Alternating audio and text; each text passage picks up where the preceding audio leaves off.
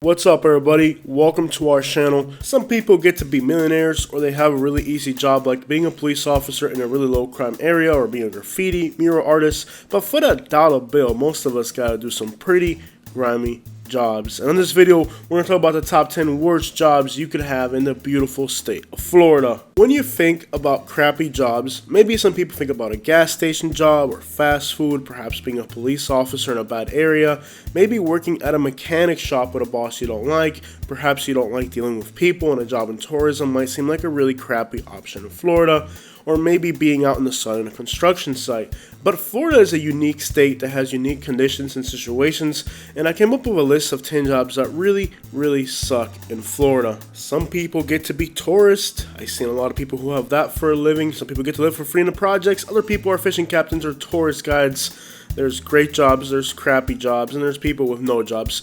But number one is definitely roofing is the worst job you could have in Florida.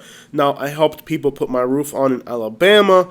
There was 100-foot trees above our heads. In the middle of the day, we still had shade. So roofing might not be the worst job you can get, let's say, in another state. But in the state of Florida, where there's very few trees, there's very few large trees, it's absolutely hot, it's humid, it's tropical. Being on a roof is not only dangerous, it's also pretty crappy. And undoubtedly, number one, the worst job you can have in Florida has to be roofing. Followed closely by driving a dump truck. This is another one of those jobs that really sucks. You might think you're just driving around all day. What could possibly, what could go wrong with driving a dump truck all day?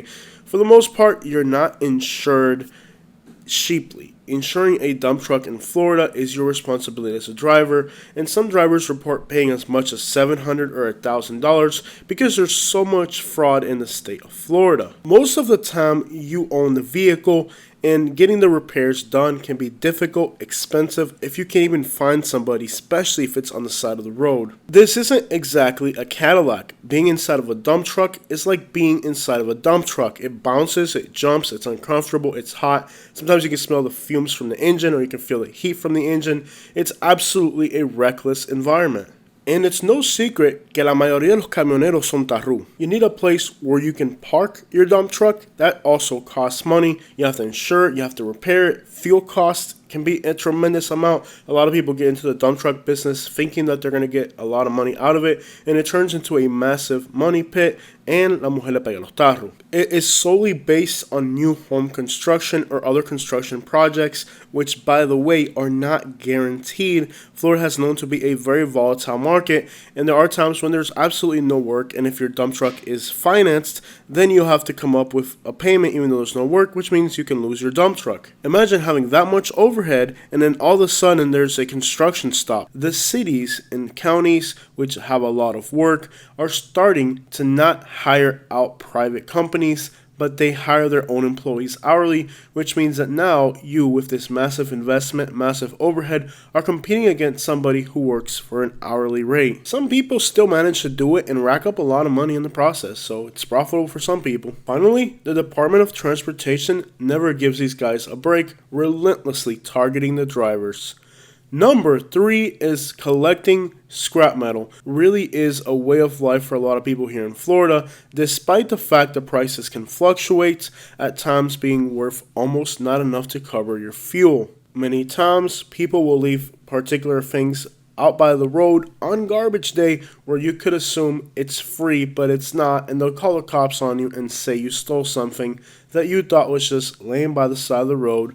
Honestly, without any bad intention, you take it, and now you're a criminal. The scrap metal companies consider you a peddler. They don't consider you an actual employee, which means you have no benefits, you're not paying taxes on it, and it just compiles a list of bad things you definitely don't want. It's one of the worst ways to make a living, and not only that, but the reputation that scrappers have. This occupation carries the nickname of junkie, which is also slang for somebody who's addicted. The trade absolutely destroys your equipment, and many people have a very bad disposition of anybody who collects scrap metal for a living. The idea sounds noble. You're collecting metal, which will be recycled, but in reality, many of the chemicals inside of refrigerators and other appliances and electrical domestical things that we have at home are actually very hazardous, and they have to be separated, which means that the person is constantly contaminating the environment to extract copper, aluminum. Many times the government installs regulations. For example, in Florida, it is illegal to sell air conditioning condensers for two reasons. One is that people were stealing these things left and right during the recession. Lee and Collier County, Naples, and Fort Myers were the first places to install regulations. Then the entire state of Florida made it illegal to trade in these items. Of course, these regulations did not prevent people from continuing to do this hazardous practice.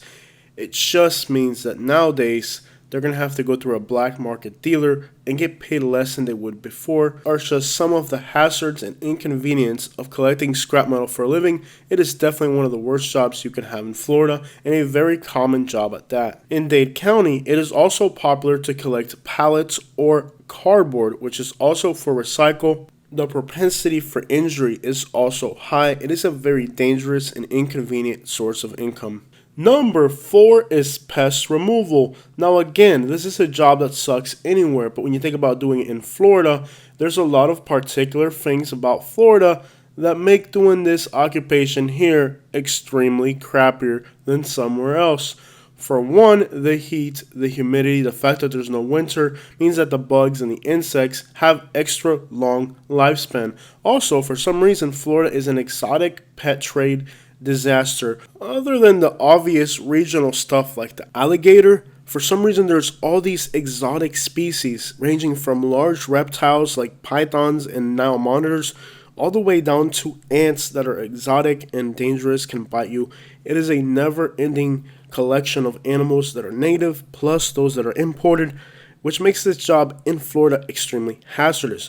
The fact that there's no winter here means that all types of animals can kind of prolong their lifespan. In Florida, these exotic species would not be able to do that in other states. There are small pests like ants that are really tiny, almost invisible. They are a nightmare exotic animal that shouldn't be here. It wouldn't survive in other parts of the country. Florida being so tropical, especially the southern region of the state, allows these exotic animals a great opportunity not only to live, but sometimes also to thrive. Number 5 is the sugar cane industry. Located in South Central Florida, this industry is hazardous to the environment, pays very little. Some of the largest concentrations of poverty in the entire state are in South Central Florida. These areas around Clewiston, Belle Glade, Pahokee depend on the sugar industry.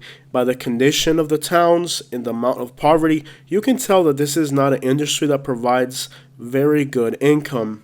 The poverty, lack of opportunities that are present in South Central Florida can be directly linked to the sugarcane industry and its lack of being able to provide adequate income for the residents of the area, all while destroying the ecology not only regionally but also of other regions of the state, as the water from this region goes to other parts of Florida and causes other problems like the famous red tide that we talk about a lot on our channel. During the time of the collection, workers have to work even into the night in the fields with giant flashlights. The smell of burning sugarcane is unbearable.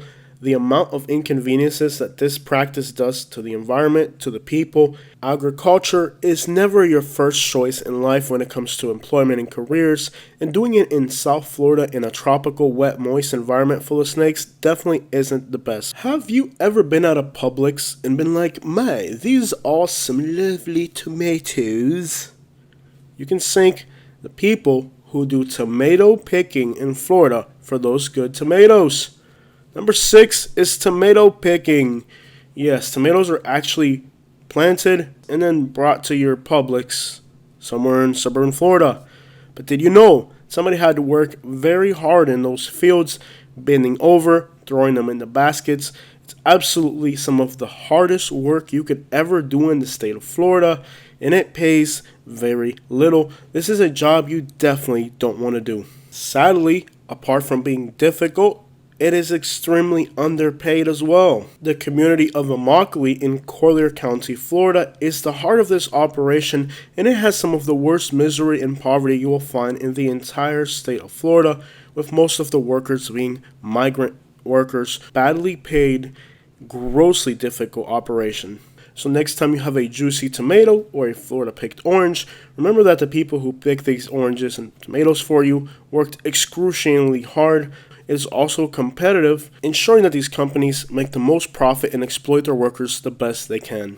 This competitive work environment means that it is a super labor intensive operation. So maybe there's a faster way to get to the money. How about being a rapper? Number 7, one of the worst things you could ever do as a career in Florida is become a rapper. If back-breaking work doesn't kill you, probably a drive-by in Lehigh will. Most of the contracts for promotion and record deals are actually scams set out to be more like a loan. Most of these artists fail terribly, which means that the deals that are good have to make up for all the artists that sucked, which most of them suck.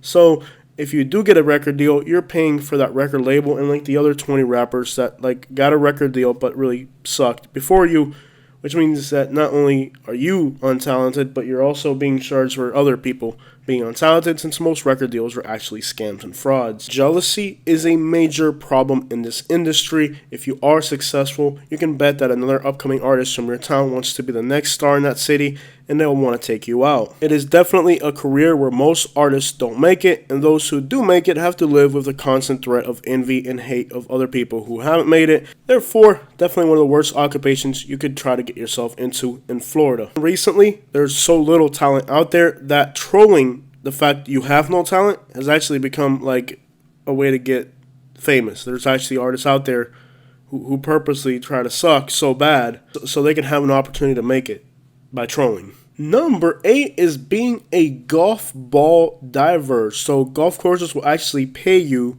to go on the golf courses and swim in the lakes, retrieving golf balls, and they'll pay you by how many golf balls you retrieve. The problem is there's alligators in Florida and cottonmouth snakes and who knows what else, because it's Florida, like who knows what else is in there. Pay to go in a lake full of alligators. And by the way, alligators, you're not even supposed to go near the water in Florida.